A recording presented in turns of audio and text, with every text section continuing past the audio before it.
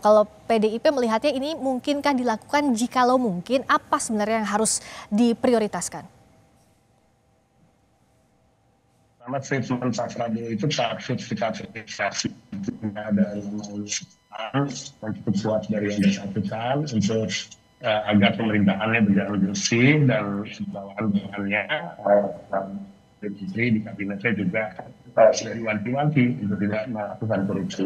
Tapi kalau kita mau jujur, nanti juga mungkin bisa ditambahkan oleh teman-teman dari ICW bahwa korupsi dari APBN atau APBD adalah korupsi yang paling primitif rasa-rasanya, karena sesungguhnya korupsi ini ada berbagai macam.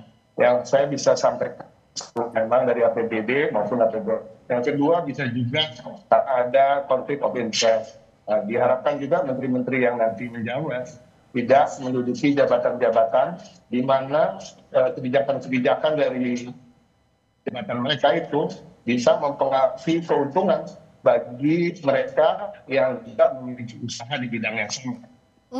Nah, ini yang bahaya. Kita menjadi pemilik tambang misalnya, lalu menjadi menteri, tapi kita juga mengeluarkan izin-izin pertambangan misalnya. Nah, ini kan juga bagian dari korupsi sesungguhnya.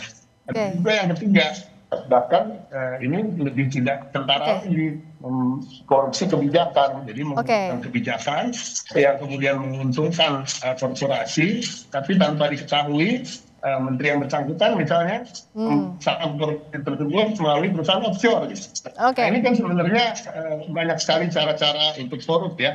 Dan kita berharap pemilihan menteri-menteri nanti didasarkan oleh kompetensi dalam bidangnya, tanpa melihat latar belakangnya sebagai pengusaha dan lain-lain, kontribusinya sebagai penyumbang misalnya pada masa kampanye dan diharapkan untuk menyumbang di masa kampanye berikutnya dan lain-lain. Nah, ini yang sebenarnya yang lebih aktif dan lebih pasti bisa menahan adanya korupsi yang dilakukan oleh para menteri ke depan. Tadi kata Mas Ciko, jangan sampai juga ada konflik kepentingan dari mulai pemilihan menterinya agar nanti dalam penyusunan kebijakan tidak mengaruhi itu.